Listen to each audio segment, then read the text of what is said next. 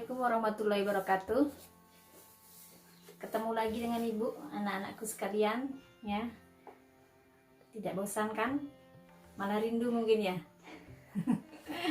Ya, kali ini kita terpaksa harus belajar secara online ya, atau daring karena wabah virus corona. Jangan lupa kalian harus jaga kesehatan, jaga kebersihan, makan makanan yang bergizi, jangan bergadang. Kalau begadang malah imun kita bisa turun.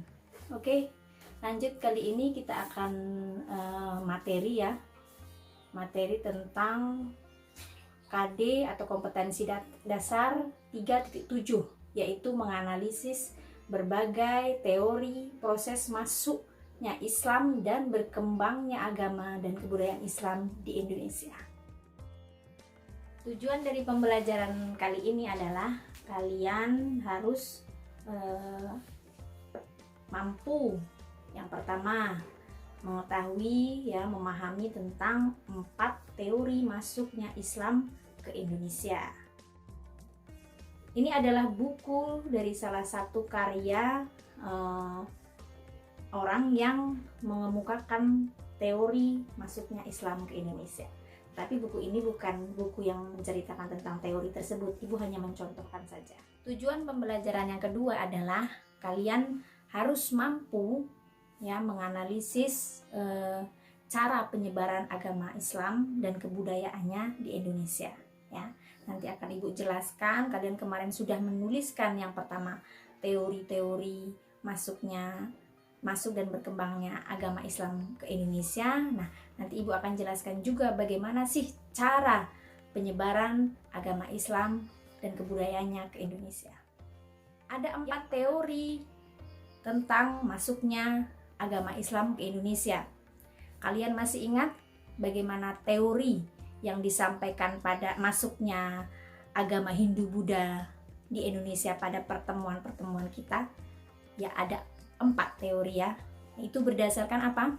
Ada yang tahu? Ada yang masih ingat? Ya, betul sekali, berdasarkan kasta yang ada di India. Kasta yang ada di dalam agama Hindu, yaitu apa yang pertama? Yang pertama adalah kasta Brahmana, yang kedua adalah kasta Ksatria, yang ketiga kasta Waisya, dan yang terakhir kasta Sudra. Nah, ada tambahan satu teori lagi, yaitu teori arus balik. Nah, teori mana yang paling logis menurut kalian itu juga sudah disampaikan pada pertemuan sebelumnya. Nah, kali ini pertemuan yang sekarang melalui daring ini, ibu akan menyampaikan tentang 4 teori masuknya agama Islam ke Indonesia. Teori yang pertama yaitu teori Gujarat. Teori Gujarat ini disampaikan oleh Snok Horgrenya dan Y. Penepal. Nah, teori ini menyampaikan bahwa Islam masuk ke Indonesia pada abad 13. Ingat, abad 13 masa kerajaan apa? Ada yang masih ingat? Kalau belum, ibu akan berikan stimulus. Kerajaan terakhir di Indonesia pada masa Hindu-Buddha, kerajaan apa? Ya, betul sekali, kerajaan Majapahit. Ya, kalau kalian buka-buka catatan kalian dan tugas kalian akan menemukan atau masih mengingat penjelasan dari ibu, akan ditemukan di situ dalam catatan dan tugas kalian bahwa agama yang ada di masa kerajaan Majapahit itu ada 3, yaitu agama apa saja? Agama Hindu, Buddha, dan Islam. Berarti ini menandakan Islam sudah ada di Indonesia. Dan kerajaan Majapahit itu berakhir pada tahun atau abad 14. Teori Gujarat ini ya sangat dipengaruhi oleh para pedagang ya. Pedagang dari Gujarat. Gujarat ada di mana? Gujarat itu ada di India. Nanti ibu akan perlihatkan peta India, yaitu letaknya tepatnya Gujarat. Nah, para pedagang Gujarat di India ini datang ke Nusantara pada abad 13. Ya, bukti kuat dari teori Gujarat ini adalah ditemukannya makam Sultan Kerajaan Samudra Pasai, yaitu Sultan Malik As-Saleh pada tahun 1297. Nah, Ibu habis ini perlihatkan makam tersebut. Itu termasuk bukti yang sangat kuat dari teori Gujarat ini. Kemudian bukti yang kedua itu adalah kunjungan atau catatan Marco Polo ke Indonesia pada tahun 1292. Ya, Marco Polo pernah ke Indonesia, tepatnya di Sumatera. Dia bertemu dengan binatang yang menurut dia itu adalah unicorn. Padahal yang ditemukan apa? Yang ditemui dia adalah apa? Badak bercula satu. Nah, padahal di Eropa sana tidak ada binatang tersebut. Adanya, dia membayangkannya unicorn itu, unicorn cantik. Dia kuda tetapi bercula dan bersayap. Nah, di sini yaitu badak yang bercula, sangat buruk kata dia. Kemudian teori yang kedua adalah teori Persia. Teori Persia ini dikemukakan oleh Umar Amir Hussein dan Hussein Jayadiningrat. Nah, teori ini juga sama seperti teori Gujarat, yaitu mengemukakan bahwa masuknya Islam ke Indonesia pada abad 13. Nah, bukti kuat dari teori ini yaitu adalah adanya pengaruh salah satu budaya Islam yang ada di Persia. Persia itu di mana? Ada yang tahu? Persia itu kira-kira ya wilayahnya cukup luas ya, meliputi Iran. Negara Iran terletak di mana? Di Asia Barat ya. Nanti Ibu akan perlihatkan wilayahnya setelah ini ya. Setelah Ibu berbicara ini wilayah dari Iran tersebut. Di Iran ada salah satu upacara yang sangat terkenal ya. Upacara untuk memperingati setiap tanggal 10 Muharram. Ada apa sih di tanggal 10 Muharram? Ada yang tahu? Ada yang ingat? Ya, tanggal 10 Muharram itu ada satu peristiwa dan itu ada novelnya, Ibu juga sudah baca. Dan itu novel yang sangat tragis ya, untuk mengakhiri hampir seluruh keturunan Nabi Muhammad Shallallahu Alaihi Wasallam, kecuali satu anak dari sahabat beliau, yaitu Ali bin Abi Thalib, yang anak nomor 3 ya. Dalam peristiwa tersebut di Padang Karbala, namanya ada Padang Karbala di sana, itu ada pembantaian cucu Nabi Muhammad, yaitu Hasan dan Husain. Nah, di situ ada satu cucu cicitnya Nabi Muhammad yang tidak terbunuh karena sedang sakit ya, ada di tenda bersama para perempuan-perempuan ya. Disitulah keturunan Nabi Muhammad tidak terputus keseluruhannya. Tetapi pada peristiwa ini sangat menyedihkan, dan oleh kaum Syiah ya, kita di dalam Islam itu ada Sunni dan Syiah ya, dua aliran yang besar di dunia ini, dan Indonesia masuk ke dalam aliran Sunni. Syiah itu banyak berada di Iran. Nah, dalam budaya Iran Syiah ini, budaya Syiah yang ada di Iran ini, itu ada salah satu upacara memperingati peristiwa tersebut. Nah, pengaruhnya di Indonesia yaitu ada di beberapa wilayah. Salah satunya itu adalah di Sumatera Barat, yaitu upacara Tabwi. Ya, upacara Tabwi ada yang dari Sumatera Barat. Nah, beberapa juga ada dari Bengkulu, ada namanya Tabot, dan sebagian dari Jambi. Ya, kita ada di Jambi sini. Kemudian teori yang ketiga. Teori yang ketiga ini adalah teori Cina. Teori Cina ini disampaikan oleh Slamet Mulyana dan Sumanto Al-Qurtubi. Sumanto Al-Qurtubi yang Ibu perlihatkan karyanya tadi dengan kalian semua. Nah, teori ini berbeda dengan teori Persia dan Gujarat. Teori ini menyampaikan bahwa Islam datang ke Indonesia itu pada abad 9. Pengaruh dari perdagangan Cina dengan orang-orang di Indonesia. Bukti dari teori Cina ini adalah pengaruh dari perkawinan antara pedagang Cina atau penyebar agama Islam ya yang datang ke Indonesia dengan para bangsawan di Indonesia. Contohnya adalah Raden Patah. Raden Patah ini merupakan Raja Demak. Beliau merupakan keturunan Cina ya, salah satu bangsawan yang mendapatkan pengaruh besar dari para orang-orang Cina yang datang ke Indonesia ya. Kemudian selanjutnya yang keempat adalah teori Mekah. Teori yang terakhir ini ya. Sebelum itu ya sudah paham semuanya kan? Ya. Kita lanjutkan lagi teori yang keempat. Teori yang keempat dikemukakan oleh Van Leer dan Buya Hamka. Kalian tahu Buya Hamka? Buya Hamka itu adalah tokoh besar dari Sumatera Barat. Ya, salah satu ulama yang sangat hebat dari Nusantara ini. Nah, teori ini ya menjelaskan bahwa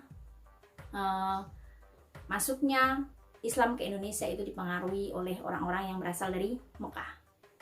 Kenapa seperti itu? Buktinya ada sebuah perkampungan di wilayah Aceh yang namanya Barus. Nah, perkampungan itu disebut dengan namanya Bandar Khalifah. Nah, di perkampungan-perkampungan itu banyak ditemukan sekali selain bukti-bukti artefaknya, juga orang-orangnya juga ada, masih sampai sekarang masih ada di situ. Teori ini mengemukakan bahwa Islam sudah masuk ke Indonesia pada abad ke-7. Dan bukti lainnya dari selain perkampungan Barus di Aceh, yaitu ditemukannya makam Fatimah binti Maimun di Gresik pada tahun 1082 Masehi. Selain itu, ya, ada satu lagi bukti mengenai teori Mekah ini, yaitu sebagian besar penduduk Indonesia di Indonesia ini memiliki mazhab Syafi'i. Nah, mazhab Syafi'i ini sangat dipengaruhi dari Mekah di sana. Ya, untuk 4 teori masuknya agama Islam di Indonesia sudah selesai. Kita akan lanjut ke cara penyebaran Islam di Nusantara. Ada beberapa cara penyebaran ya agama Islam di Indonesia, tapi Ibu hanya akan menyampaikan 3 saja. Ini yang terpenting, ya, yang sangat penting dan sangat umum dan paling besar pengaruhnya di Indonesia. Yang pertama itu adalah perdagangan. Yang jelas 4 teori yang Ibu sudah sampaikan sebelumnya itu adalah berfokus kepada para pedagang pada umumnya, ya, karena di dalam agama Islam itu tidak mengenal misionaris atau yang sejenis biksu dan sebagainya. Kita orang yang biasa apabila sudah bisa mempelajari agama Islam itu bisa menyampaikan, mensiarkan kepada orang lain. Jadi tidak harus melulu menjadi seorang ulama.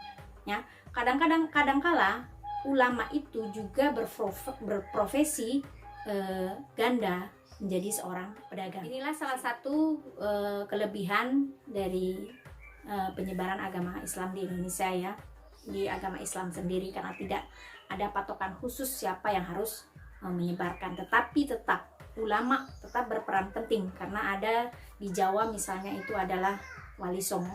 Nah, Wali Songo ini nanti Ibu akan sampaikan di materi selanjutnya. Nah, untuk yang pertama pedagang. Ya, pedagang ini datang ke Indonesia 6 bulan sekali.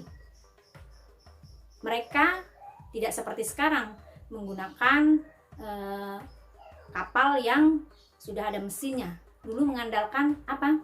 Ya, betul, angin muson. Angin muson barat dan angin muson timur yang datang sekitar 6 bulan sekali. Angin muson barat datang sekitar bulan Oktober sampai April dan angin muson timur April sampai Oktober, ya. Jeda antara mereka pulang kampung ya mudik dengan ke Indonesia untuk berdagang itu sekitar 6 bulan. Nah, dalam waktu 6 bulan itu mereka harus mau tidak mau bermukim di Indonesia. Dan salah satunya ada yang namanya pemukiman yang Barus yang Ibu sampaikan tadi. Dan pemukiman orang-orang Arab, Persia, kemudian orang Gujarat itu disebut namanya Pekojan. Nah, itu beberapa di wilayah Indonesia itu ada. Cara yang kedua yaitu perkawinan. Ya, ini salah satu cara yang sangat efektif untuk beberapa penyebaran agama, termasuk Hindu dan Buddha.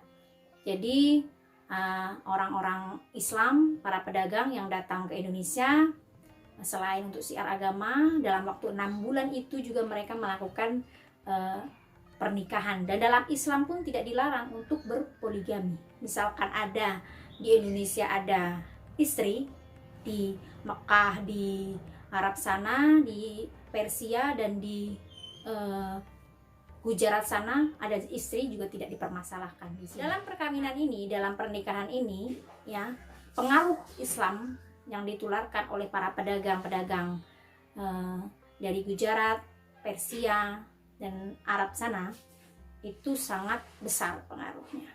Ya, para perempuan-perempuan yang dinikahi, yang mau tidak mau dalam agama Islam itu harus melafalkan kalimat syahadat.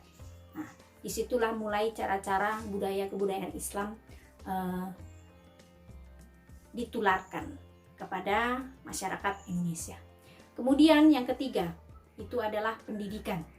Nah, pendidikan ini salah satunya selain dari keluarga, dari hasil perkawinan, cara yang kedua itu ada yang namanya dibuat sebutan yang sampai sekarang ya masih ada, yaitu pesantren. Para wali songo banyak mendirikan pesantren-pesantren di Jawa ya, dan petilasannya pun sampai sekarang masih ada. Nah, pesantren ini pun cikal bakalnya dulu dari